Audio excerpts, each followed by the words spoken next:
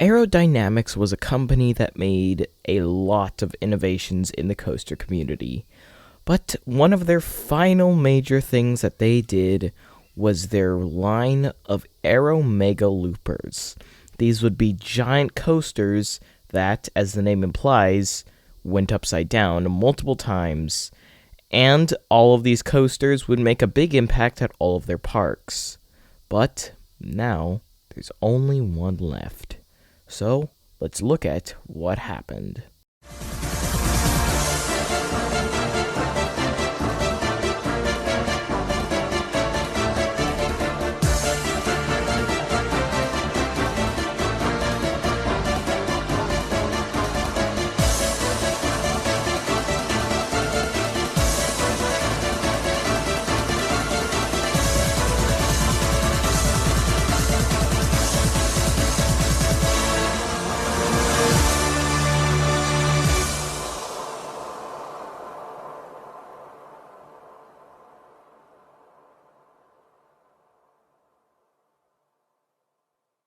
Howdy and hello everyone, I'm the Coaster Critic and you're the viewer, and today, as I said before, we will be talking about the Aero Looper coasters. These Aero Looper coasters were freaking massive, and were pretty much Aero's last hope in the terms of large coasters, which very obviously didn't work, because we got X2, and then, then Aero kinda died. So today, we're going to look at the history of all these Aero Looper coasters, and see, well, how good they really are, and should we actually be caring about them? Because, you know, Aero's known for their jankiness, and these things are pretty much just massive jank machines. For those of you who are unfamiliar, aerodynamics is pretty much one of the most well-known and just they really are the reason why the coaster industry is the way it is today. Because without Aero, a lot of things wouldn't have happened. Like, 5 of the original Disneyland rides, all made by Aero. The Matterhorn bobsleds, the first ever steel tubular roller coaster, maybe the first ever steel tubular roller coaster, because we still don't know when that one in Japan was made, but that was made by Aero. Aero were the first people to have a coaster go upside down. Well, not the first people to have a coaster go upside down, but the first people to have a coaster go upside down and make it safe. Because God knows we don't want to suffer 12 G's of force when going through a freaking inversion. And then came the one, the only, the one that coaster enthusiasts won't shut up about being removed, Vortex. Vortex was the ride that pretty much started the Aero Mega Loopers. It was the first of them to open. It was 148 feet, meaning that it was big enough to be considered an Aero Mega Looper, because no, Orient Express and Loch Ness Monster are not considered Aero Mega Loopers because, well, first of all, no one considered them Aero Mega Loopers in the first place, but they are also both very, very tiny compared to all these other ones. So, Vortex was the first ever Aero Mega Looper, technically, meaning that it started a trend. Because after Kings Island got nice old Vortex, then it wasn't soon after when Six Flags started getting into it, because Six Flags always gets into things like these. I mean, like, come on, did you see what they did to the free spins? And then after Vortex came Shockwave at Six Flags Great America. Shockwave was the first of the 3 cloned Aero Mega Looper coasters, with the other 2 being Great American Scream Machine at Six Flags Great Adventure and Viper at Six Flags Magic Mountain. After Shockwave came the one, the only, the most banger of them all, Great American Scream Machine. And yes, when I do say banger of them all, I'm meaning in music terms, because this ride's music was seriously an absolute banger. As you can tell by the fact that it's my new intro and the fact that it's currently playing, and I'm about to play it at louder audio so you can tell how much of a banger it is.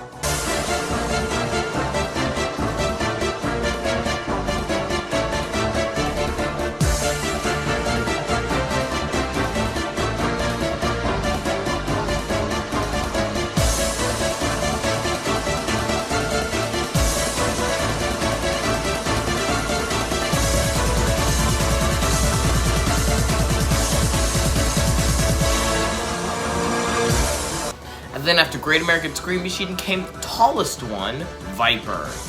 Viper was just pretty much the same as Shockwave and Great American Scream Machine, except it was made to be more compact to fit in that little section of the park, and also so that way X, now X2, could fit next to it a few years later, even though Six Flags wasn't even planning that yet, but I guess it kind of worked out for them, didn't it? Then something strange started to happen. Not only did all 3 of Six Flags' Aero Mega Loopers had to have the tops of all of their loops reinforced because they went through them way too fast because Ron Toomer refused to make the loops bigger than the tiny little loops they were using at first. Seriously, why'd you do that? But then something strange started to happen. These Aero Mega Loopers started to, you know, kind of die. The first one to go was Drachenfire at Busch Gardens, Williamsburg. The reason why Drachenfire went was just because Aero was trying to copy B&M's homework. Like, literally. They literally tried to do everything B&M like, but just with an Aero twist on it, which did not go well because Aero and B&M do not mix well. Aero does rough transitions, has very tiny inversions, and honestly is just a very cheap product. B&M is a very expensive product, but they have smoother coasters, better track design, and higher capacity. See the difference? I know, it doesn't match. So, because Aero doing B&M transitions basically worked as well as pineapple on pizza, that's still a bad thing by the way, Drachenfire closed in 1998 to make way for nothing.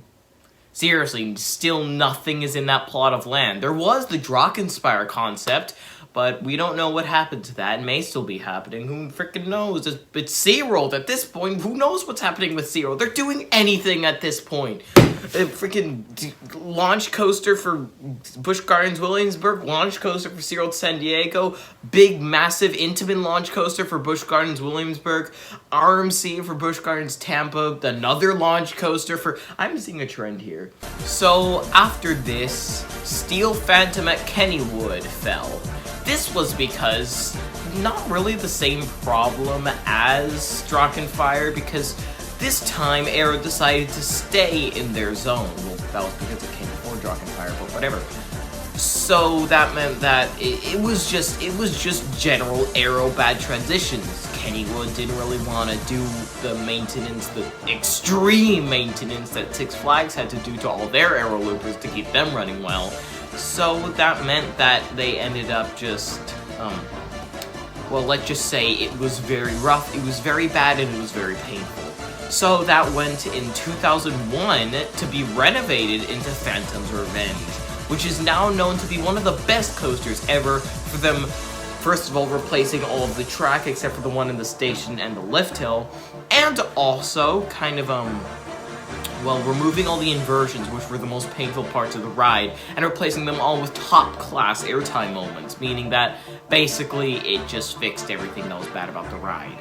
And then, in 2002, just a year later, Shockwave at Six Flags Great America fell. The reason why Shockwave fell was, once again, bad jankiness. Shockwave was especially bad because it had a lot of injuries associated to it. I'll leave a list of them here. Okay, I hope that was enough time reading them. And it mainly just the turn into the brake run, which was,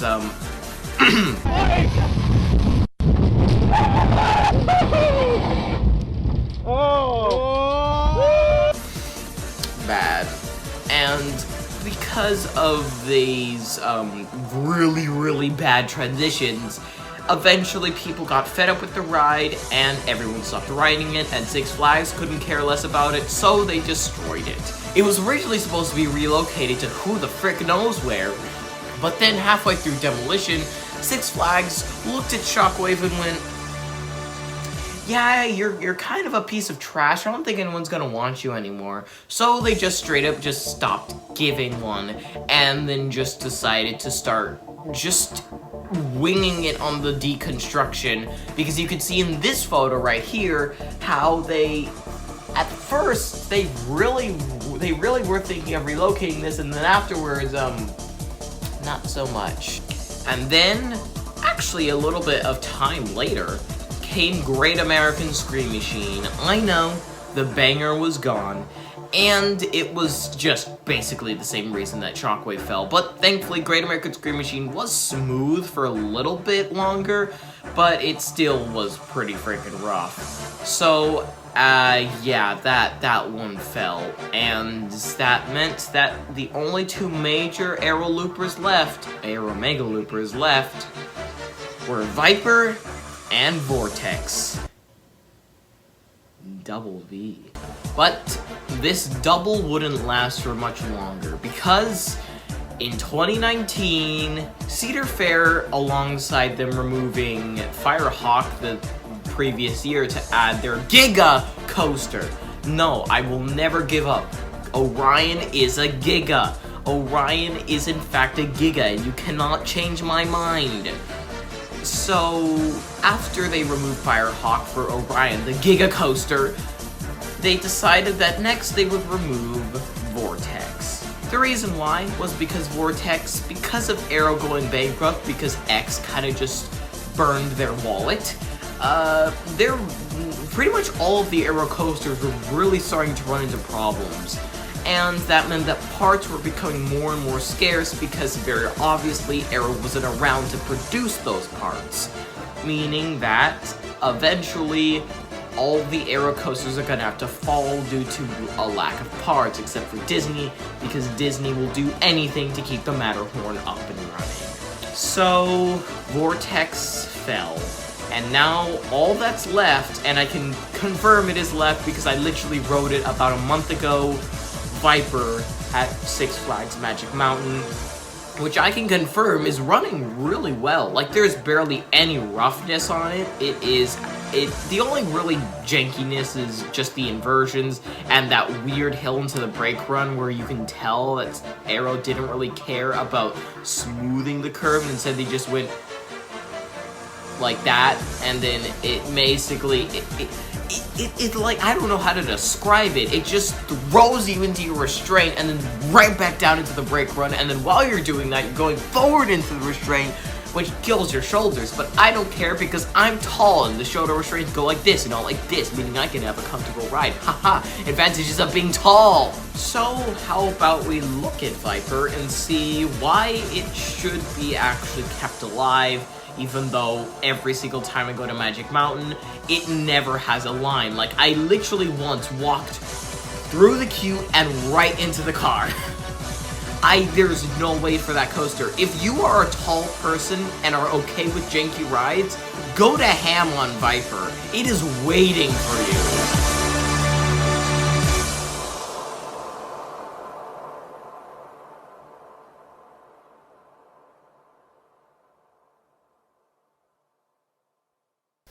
So, as you exit the station, you attach to the lift hill. Now this lift hill is the average Aero lift hill, as in it has that just great Aero lift hill sound, and then you top the lift hill and get to see X2 over there. And then you go down the twisted drop, which provides some really good forces at the bottom without the jankiness, obviously. Then you go through the first loop, which is very high off the ground and very small, so it provides some good forces. Then you go through this turn, and then you go through another loop providing some good forces again, and then another loop. All of these loops you do have to brace for because they're very awkward, and then that previously mentioned hill, and then into the mid-course, which slows you down to a good amount. Then you go around this small curve, then another transition into the Batwing. Now this is where your ride photo is taken, and it's also very janky, so you have to brace for this. And then you go through some trim brakes, and then into a double corkscrew element, which is by far the smoothest part of the ride. It's not the most comfortable part, but it is definitely the smoothest. Then you go through a straight section, because straight sections, and then you go down under the lift hill through a very underbanked turn, and then into the brake run. That was Viper. Despite how odd all of the transitions look, it really isn't that bad, assuming you're tall like me and are able to deal with those said transitions. So, let's continue with the end of the video. So, I think that'll be it for this video. it was an amount of time, because I don't know how long it lasted, because I'm recording this right now, meaning I haven't edited it, meaning that I have no idea how long this is going to be. So I can't make a comment on the length of it, unfortunately. So I'll just say that this video took a really long time to make for reasons that you can look at in my last video explaining why I've been gone for so long, or for so long meaning like a month and a week, but that hopefully will be going away soon. I should be going back to a normal upload schedule, probably once a week at this point, considering how I'm going to start making those mini episodes very consistently now about small coasters like Tidal Twister. And they should be more comedy focused than these ones, because these ones, the comedy kind of gets overshadowed by the, information, because the comedy can't exist without the information. So, I think that will be it for this video. Hope you liked this video. Subscribe if you haven't yet. If you'd like it even more beyond subscribing, leave it a like. And I was Ray the Coaster Critic, you're the viewer, and I'll see you in the future. Goodbye.